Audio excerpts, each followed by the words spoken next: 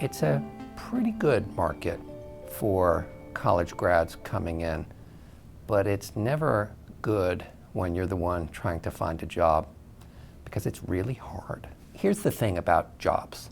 There are three forces that are at fundamental war with one another all the time. There's the job quality, the job satisfaction, the inherent attributes of the job. And that is, are you working on something fundamentally important and meaningful? Are you learning? Are you growing? Are you working with people who you can really like and respect? Is the culture something you're very comfortable with? All the inherent things about the job. That's one aspect. Then there's money, of course. Compensation sometimes is at very much odds with something that is genuinely meaningful or creative or fundamentally interesting. And how do you weigh the differences between looking to make the kind of money that will help you pay back student loans, much less live the lifestyle you want to live? And actually, speaking of lifestyle, that's the third dimension, lifestyle. Lifestyle is where you want to live and where you want to work. How much your work schedule is in your control over your work schedule. How much flexibility to take vacations? Do you have to commute? And how were your actual hours?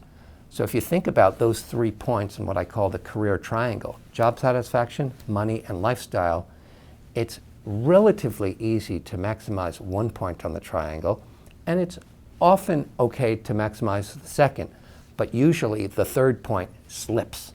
So you're interested in the law, and you get a good job in a law firm, and you're making good money. But you know what? You have to work weekends, you have to work 90 hours a week, or you're fundamentally interested in the financial markets, and you're really into deals, and you're working on lots of different things, and also good interest, good money, but terrible lifestyle. Or, you know what? You played college tennis, and you love tennis, you love teaching, and so you're really a tennis pro, and you have a great flexible lifestyle, but it's hard to make money that way. Or you're passionate about the environment, and you get this great opportunity to work for a not-for-profit. So you have a good lifestyle, you're working on important things, but you're not making money. At least recognizing that there are trade-offs is really powerful. And what I like to say is you can have it all, those three dimensions, but not necessarily at the same time, and certainly not in your first job or two or three coming out of college. It's okay to be honest with yourself, to say, what are the most important things to me now? And by the way, over your life, when you're in your 20s, when you're in your 30s, when you're raising a family, the weightings on those 3 points can and actually will shift. And actually knowing that will help you make good career decisions over the course of your career. People graduating in 2016 and 2017 are going to likely work for 15 or 20 different companies or organizations over their career. And the key is just getting started and not waiting or trying to get perfection. And if you keep those trade-offs in mind and kind of consciously know what you're moving into, then at least you're getting there.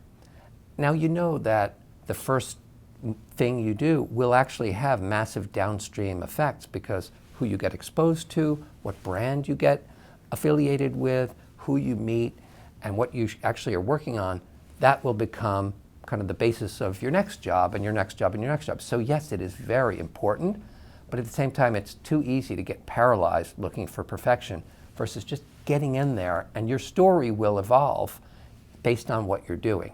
And it's important to you to kind of control your career narrative. It's like, here's why I did this, and here's therefore what I learned, and here's what I'm looking for.